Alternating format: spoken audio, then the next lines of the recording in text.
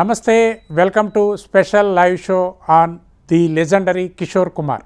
కిషోర్ కుమార్ గారి గాత్రం అంటే భారతదేశమే కాదు ప్రపంచం అంతా ఉర్రూతలూగించే అద్భుతమైన గాత్రం. ఆయన కేవలం పాటలతోనే కాదు నటనతో కూడా అద్భుతాలు చేశాడు. ఆయన లెజెండరీ. ఒక ఫీల్డ్లోనే కాదు, ఆయన బహుముఖ ప్రజ్ఞాశాలిగా రాణించాడు. మరి అంత గొప్ప కిషోర్ కుమార్ గారి నటనా చాతుర్యం, ఆయన గాత్ర మాధుర్యాన్ని తెలుసుకోవడానికి ప్రత్యేక కథనాన్ని ఇప్పుడు చూద్దాం. ఆయన స్వరం ఒక అద్భుతం, ఆయన గానం ఒక సంచలనం. పాటల రూపంలో ప్రాణం పోసి గొంతులోనే గంధం అలుముకున్న గాన గంధర్వుడు, యోడెల్లింగ్ రారాజు కిషోర్ కుమార్. విషాద గీతాలైన, ఉత్సాహభరితమైన రొమాంటిక్ పాటలైన, జోకులతో కూడిన హాస్య పాటలైన ఒకేలా పాడగల అరుదైన ప్రతిభ ఆయనది. సహజంగా గాయకులు గానానికే పరిమితమవుతారు. అయితే ఇందుకు కిషోర్ కుమార్ మినహాయింపు. కిషోర్ కుమార్ గాయకుడే కాదు, సంగీత దర్శకుడు, పాటల రచయిత, హాస్యాన్ని అద్భుతంగా పండించగల నటుడు.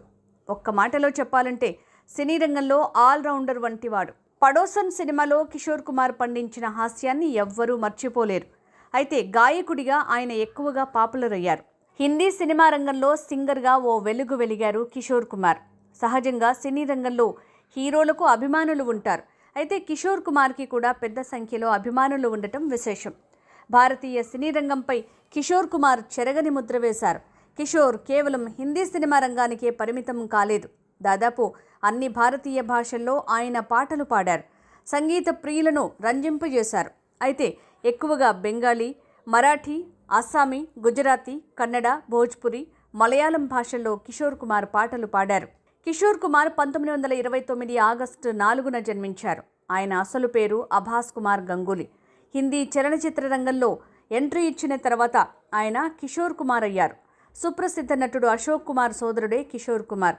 నటుడిగా సినీ జీవితం మొదలుపెట్టిన కిషోర్ సింగర్గా స్థిరపడ్డారు.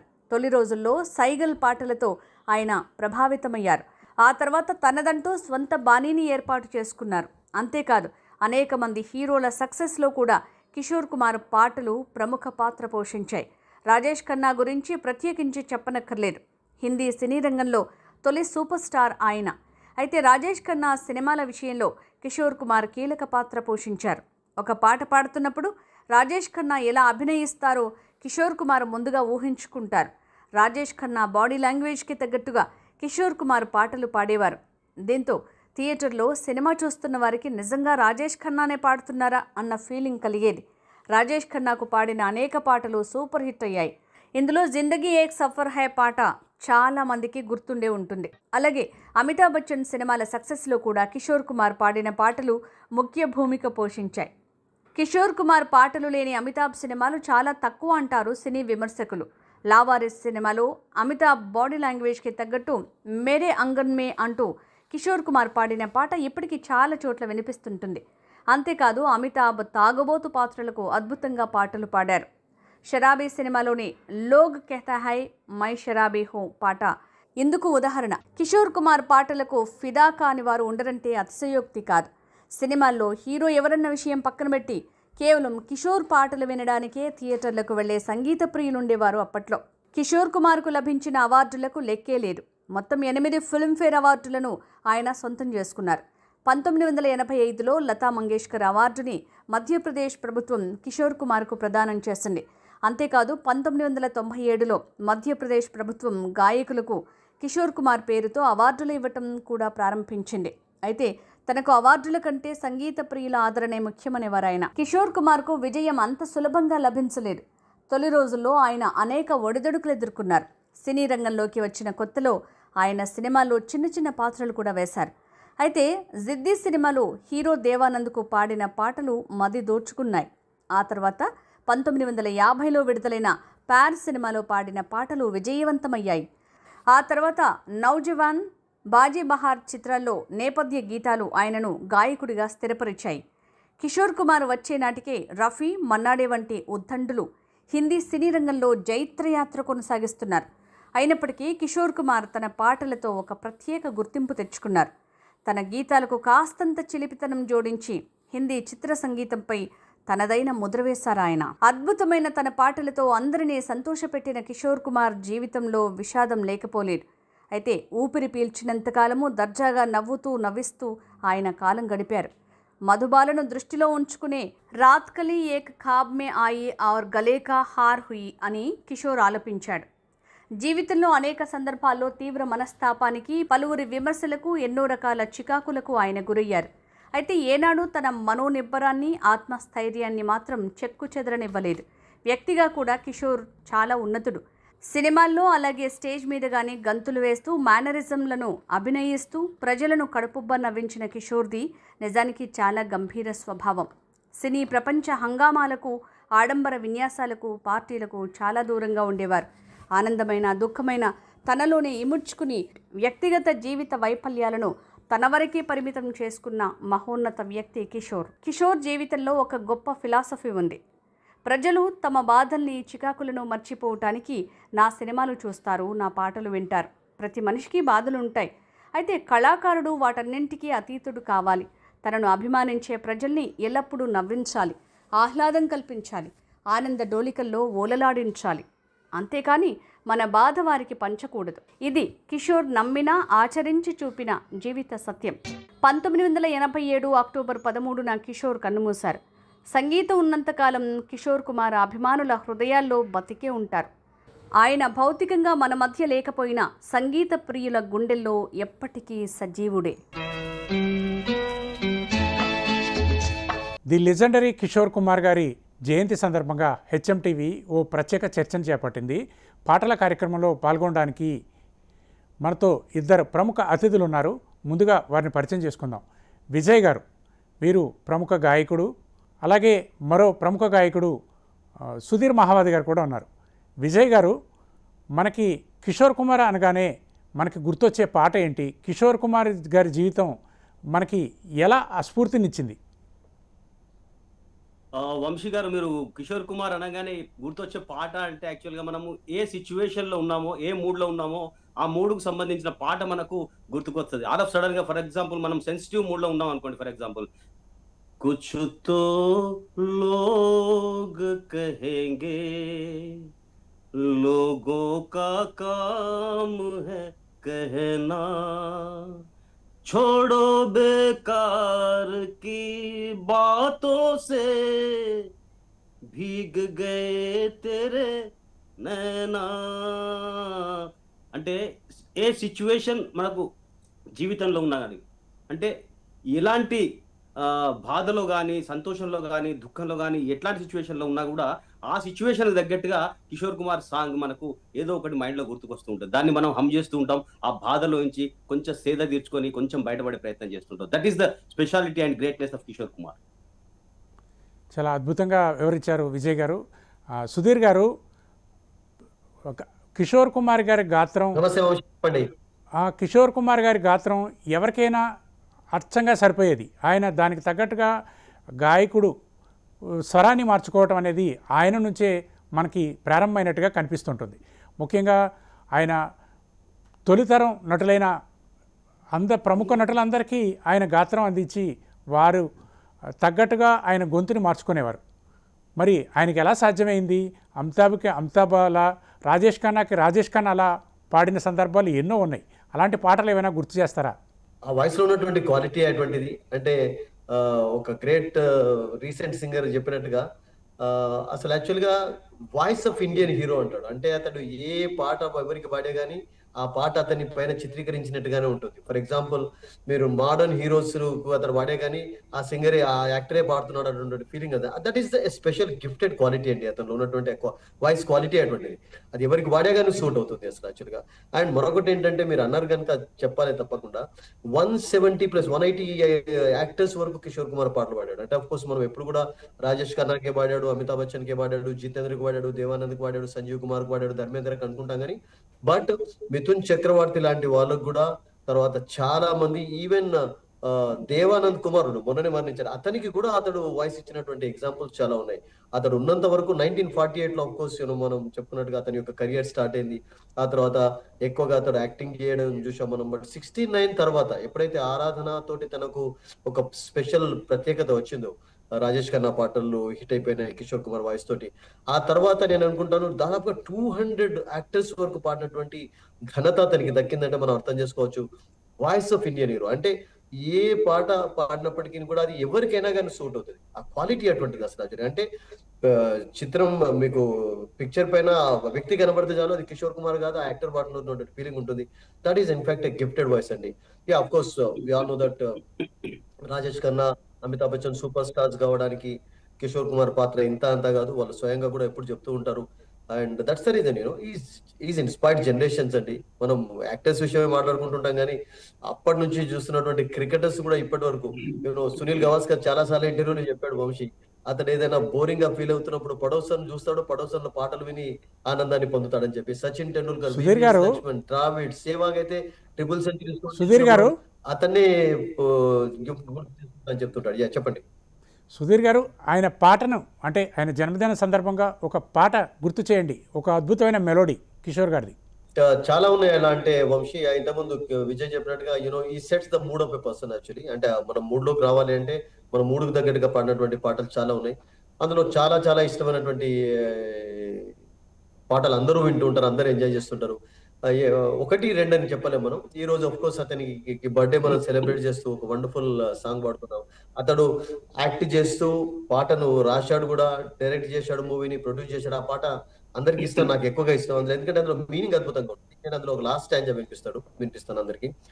సపునో కే ఐసే జహా మే జహా ప్యార్ హీ ప్యార్ ఖిలా హో, हम जाके वहां खो जाए शिकवा न कोई गिला हो, हम जाके वहां खो जाए शिकवा न कोई गिला हो, कहीं बैर न हो कोई गैर न हो, सब मिल के यूं चलते चले, जहां गम भी न हो आंसू भी न हो, बस प्यार ही प्यार पले एक ऐसे గగన్ కే తలే. అందరం కలిసి ఉండాలి, హ్యాపీగా ఉండాలి, ఆనందంగా ఉండాలి. అసలు యాక్చువల్ గా సాడ్నెస్ అనేది మన మైండ్ లోకి రానివ్వకూడదు అన్నటువంటి థాట్ ఎప్పట్లో అవుతుంది. అతను అన్ని ప్రాబ్లమ్స్ ఫేస్ చేసినప్పటికీ, అన్ని కష్టాలు ఎదుర్కొన్నా కానీ he just spread happiness everywhere. He spread happiness through his songs, through his shows, through his acting. That's why is evergreen. మహాద్భుతంగా వివరించారు సుధీర్ గారు. విజయ్ గారు, మనకి కిషోర్ కుమార్ గారి పాటల్లో అన్ని రకాలు కనిపిస్తాయి. కామెడీ పాటలు, కామెడీ ట్రాక్స్ చాలా చాలా అద్భుతంగా ఆయన పండించారు. దాని గురించి చెప్పండి, ఒక పాట ఏదైనా పాడి వినిపించండి. అబ్సల్యూట్లీ. ఎందుకంటే ఫర్ ఎగ్జాంపుల్ చెప్పాలంటే కొన్ని విషయాలు చాలా మందికి తెలియకపోవచ్చు. యాక్చువల్గా ఫస్ట్ ఇండియన్ కామెడీ హీరో ఎవరైనా ఉన్నారంటే దట్ ఈస్ కిషోర్ కుమార్. కిషోర్ కుమార్ తర్వాతనే ఎవరైనా కామెడీ హీరోగా మన సౌత్ ఇండియాలో రాజేంద్ర ప్రసాద్. రీసెంట్గా రాజేంద్ర ప్రసాద్ గారిని నేను కలిసినప్పుడు కూడా ఆయన మైండ్లో కూడా ఉన్నదో లేదో నాకు తెలియదు, ఆయన ఎప్పటికూ రాజ్ కపూర్ అన్నాడు. యాక్చువల్గా Raj Kapoor is a tragedy హీరోగా, అంతే పెద్ద కామెడీ అంటే ఆయన కామెడీ జస్ట్ ఇలా ఆయన ఏదో చిన్నగా చేసేది, కానీ యాక్చువల్గా చెప్పిన ట్రాజడీ హీరో రాజ్ కపూర్. కానీ కమెడీ హీరో ఎవరైనా ఉన్నారంటే కిషోర్ కుమార్ మాత్రమే. అంటే హీరో కమ్ కామెడీ. అది ఎవరైనా ఉన్నారంటే తెలుగులో రాజేంద్ర ప్రసాద్ నాతో ఆర్గ్యూ చేసినప్పుడు లేదు అదే అన్నాడు. దాని తర్వాత అమెరికాకు వెళ్ళిన తర్వాత అమెరికాలో చెప్పాడు నేను కమెడీ హీరోను ఫస్ట్ తెలుగులో అన్నాడు. అంటే నేను చెప్పిన దాన్ని పట్టుకున్నాడు. ఎనీవే మొత్తానికి అయితే కమెడీ హీరో ఫస్ట్ ఎవరైనా ఉన్నారంటే ఆయనకి ఇండియన్ చార్లీ చాప్లిన్ అని కూడా పేరు. సో అద్భుతమైన కమెడీ. అతని ద్వారా హాఫ్ టికెట్లో చూడవచ్చు, ఆశాలో చూడవచ్చు. దాదాపు 95-96 మూవీస్ లోపల యాజ్ ఏ హీరోగా, కమెడీ హీరోగా డిఫరెంట్ రోల్స్ లో ఉర్రూతలూగించాడు పబ్లిక్ ను. ఒక రకంగా చెప్పాలంటే తెలుగులో మనం కమెడీ స్క్రీన్ పైన అల్లు రావలింగే చూసిన వెంటనే ఒక సెకండ్ లో వాళ్ళు మాట్లాడకుండా పర్వాలేదు, ఆ ఆహాభావాలతోటి మనకు ఒక రకమైన హాస్యాస్పదమైన సిచ్యువేషన్ వస్తుందో కిషోర్ కుమార్ చూస్తాడు వస్తుంది. కిషోర్ కుమార్ హాస్యాన్ని పండించడమే కాదు, తన గొంతుతోటి హాస్యాన్ని పలికించాడు కూడా. ఫర్ ఎగ్జాంపుల్ చెప్పాలంటే చాలా పాటలు ఉన్నాయి మీరు చెప్పినట్టుగా. ఒకటి ఇప్పుడు నాకు గుర్తు వస్తుంది, 1957 అంటే కిషోర్ కుమార్ 69 తర్వాత లెజెండరీ సింగర్ గా మారాడని చెప్తాను. 1957 లో బేగునా అని ఒక పిక్చర్ వచ్చింది. అది హిట్. అది బహుశా నేను అనుకుంటా అది రిలీజ్ కాలేదు, కానీ ఆ పాట బయటికి వచ్చింది. ఆ పాటను ఇంత బ్యూటిఫుల్గా యాక్చువల్గా మనం ఎప్పుడైనా వస్తే మనం హికప్స్ అంటాం, హికప్స్ను కూడా పాటలు కూడా పలికించిన సింగర్ ఎవరైనా ఉన్నారంటే కిషోర్ కుమార్. అందులో ఎంత అద్భుతంగా చెప్తారంటే, आज न जाने पागल मनवा काहे को घबराए, हिच हिच हिचकी काहे रे मनवा बिचकी बिचकी जाए, दिडाचा दिडाचा दिडा चढाय, दिडाचा दिडाचा दिडा चढाय, दिडाचा दिड ఇట్లాంటి ఆహాభావాలు. తర్వాత జుమ్రు వండర్ఫుల్ యాడ్లింగ్ అందులో కూడా. మీకు ఇంకొక విషయం చెప్పాలంటే యాక్చువల్గా ఫిమేల్ వాయిస్ అంటే ఒక పాట స్టూడియోలో పాడే సందర్భంలో లతా మంగేష్కర్ టైంకు రాని సందర్భంలో కూడా ఫిమేల్ వాయిస్ కూడా ఇంట్రడక్షన్ చేసిన గ్రేట్ ఘనత ఎవరికైనా దక్కిందంటే అది కిషోర్ కుమార్కు. అది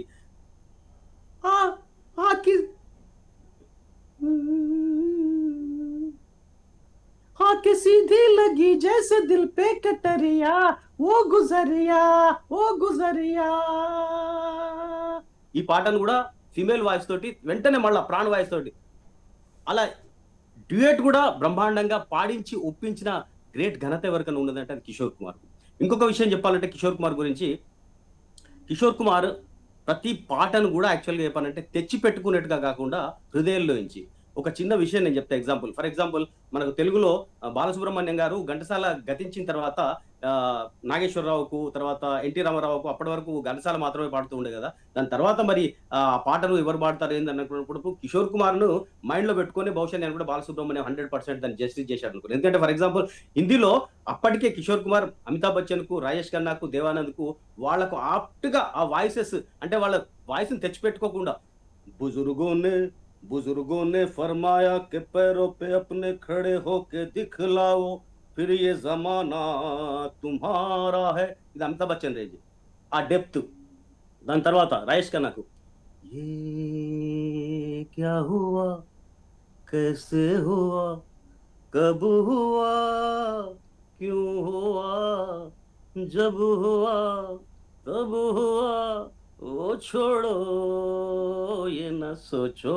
సుధీర్ గారు, మనకి కిషోర్ కుమార్ గారు అనగానే మనకు గుర్తొచ్చే పాటలు ఎక్కువగా మెలోడీని. ఈ మెలోడీ పాటల్లోనూ అలాగే విషాద గీతాల్లోనూ ఆయన అద్భుతంగా పాడి శ్రోతల్ని మెప్పించారు. మీకు అలాంటి నచ్చిన పాట ఒకటి ఏదైనా పాడి వినిపిస్తారా?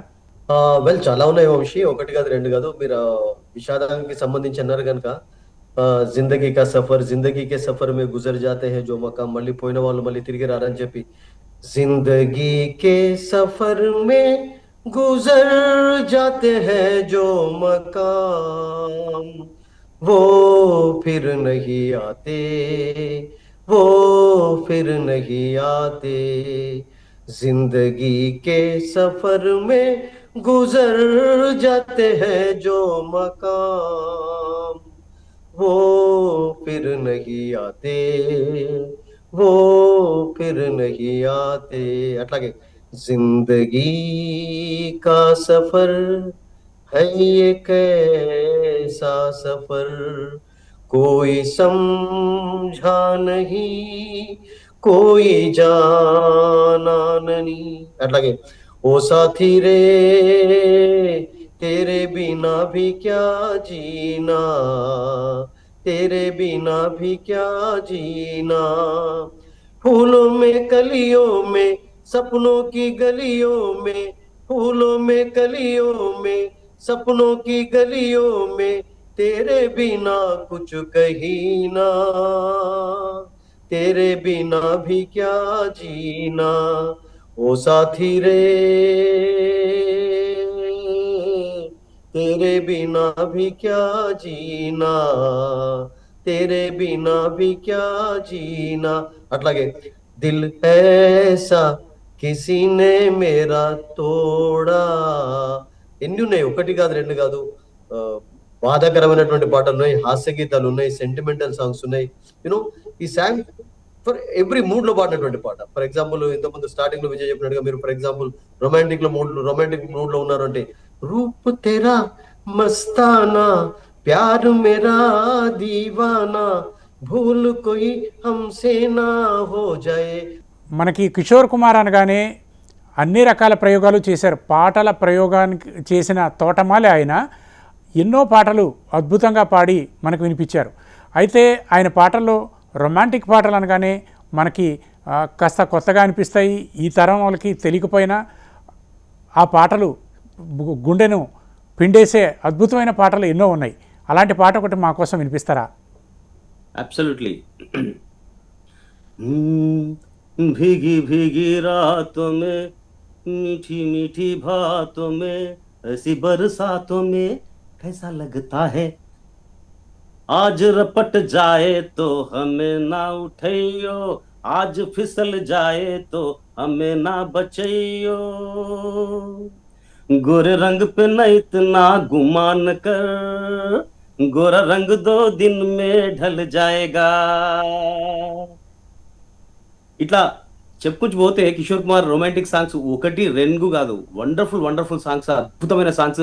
బహుశా నేను అనుకుంటా రొమాంటిసిజం అనేది వాయిస్ లోపట ఎక్స్ప్రెషన్ చేసిన ఏకైక సింగర్ ఎవరైనా ఉన్నారు ప్రపంచంలో అంటే అద్భుతంగా కిషోర్ కుమార్. అంటే మనం ఆ పాట చూసే అవసరం కూడా లేదు, ఆ పాట గొంతుతోటి రూప్ తెరా మస్తానా ప్యార్ మేరా एक लड़की भीगी भागी सी सोती रातों में जागी सी मिली एक अजनबी से कोई आगे न पीछे तुम ही कहो कोई बात है.